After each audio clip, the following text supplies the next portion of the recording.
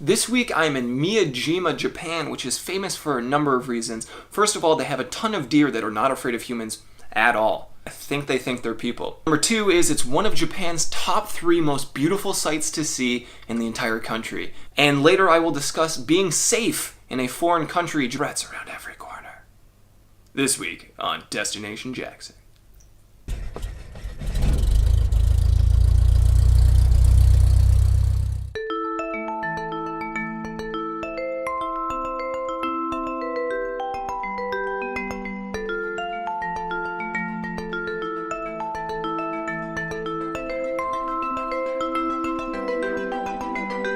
Already made one deer friend. This is how relaxed the deer are. They just sit and hang out. I think they think they're people.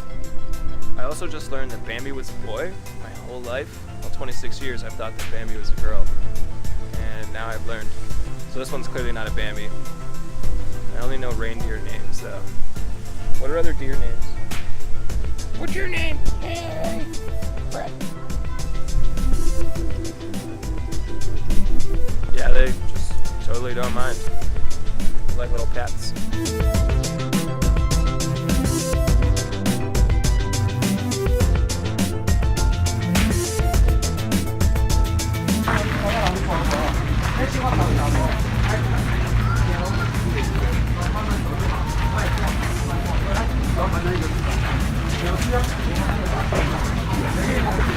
So bony.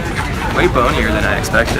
Of course I have Pokemon Go out as I walk along the shore, and there's a ton of Magikarp, and that's for a very specific reason. In Japanese culture, there's actually a story, a legend that says if a Japanese koi fish makes it all the way upstream, up a waterfall, then it will become a giant dragon.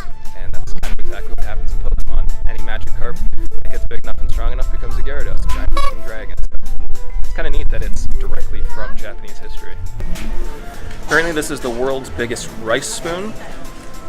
It's big. It's very, very big. It seems wildly impractical. You could basically carve a fork this size and it would be the world's biggest fork, unless we get giants coming in anytime soon. Regular sized rice spoons are going to be just fine. We wandered away from the main town area and into the forest, which is actually incredibly peaceful. There's a lot more sights to see. Kind of climbed to the top to get a better view of the bay and everything below it. But also apparently there's monkeys at the top. Wild monkeys, not little pet monkeys too, so let's see if we can check out any of those. Taking a gondola to the top, which is great because I don't want to hike any further. We walked 1 kilometer and found a gondola, so we'll just take this the rest of the way up.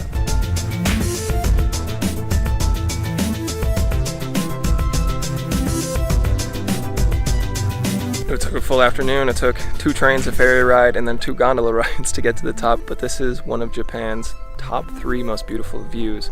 And it's well deserving of the title. It's absolutely gorgeous. It's a summit and you can see all the way around it.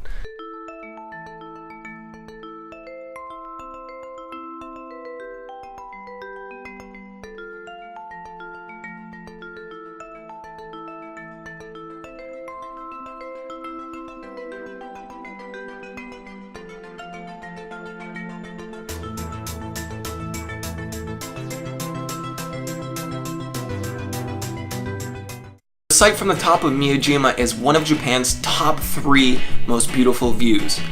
And I have an idea as to what the other 2 are. For some reason in Japan these face masks are a very popular thing. They have characters from all different franchises. Iron Man, obviously, clearly, and this is my beautiful girlfriend Coral. You can't tell right now. She is pretty. I am Iron Man. Scissors. And she is sporting Captain America. They also have things like Godzilla, which makes absolutely no sense to me. These masks are for, what, making your skin look better? And I don't think Godzilla is really the epitome of beautiful skin. Well, what if boy wants to do a mask? He feels a little more manly. Well, they have these options. Move your eyebrows.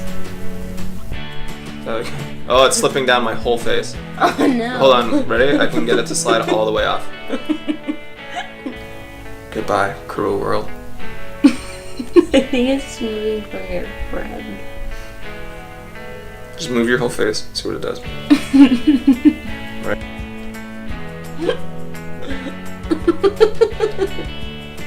Do I look pretty? You look beautiful. Have you remember that one scene of Mean Girls? Yeah. Baby Ruth. Oh. How does your skin feel? Slimy.